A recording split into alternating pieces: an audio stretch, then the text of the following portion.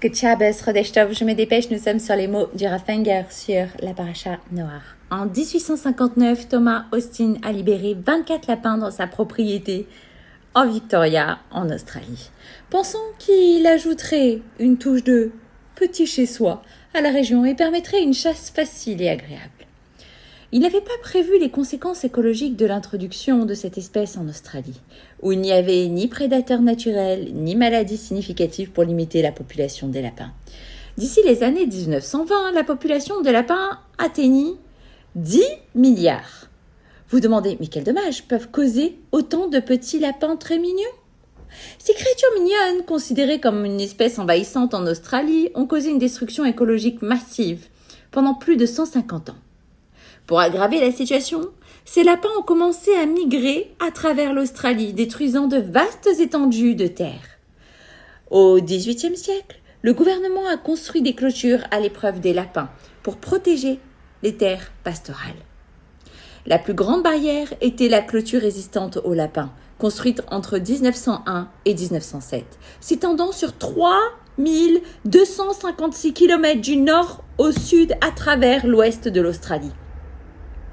Dans les années 1950, le gouvernement australien a utilisé des méthodes biologiques, comme la libération des lapins atteints de myxomatose, pour contrôler la population des lapins. Pour vous dire, en plus des méthodes biologiques, il y avait aussi une chasse extensive de lapins. Eh ouais!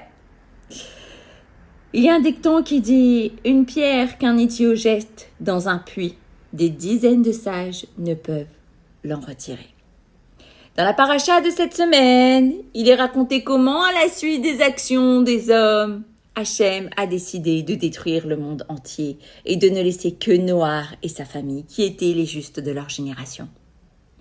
Nos sages demandent, si les hommes ont péché, pourquoi les animaux sont-ils à blâmer ? Ils répondent que du fait du comportement indigne des hommes, leurs actions ont également eu une influence sur les animaux. Et les animaux se sont également mal comportés à leur tour, à l'exception des poissons qui étaient sous l'eau et des animaux qui ont été emmenés dans l'arche. Tout le monde a été anéanti. Parfois, nous prenons nos actions à la légère. Comme les sages l'ont dit, qui est sage ? Celui qui voit les conséquences.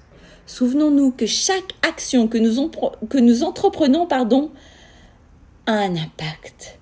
Une personne peut commencer à causer la destruction du monde, tandis qu'une autre, Noach, peut sauver et commencer un nouveau monde. Chaque acte que nous faisons est comme planter des graines. Demandons-nous d'abord quel type de fruits je souhaite récolter. Good Shabbos.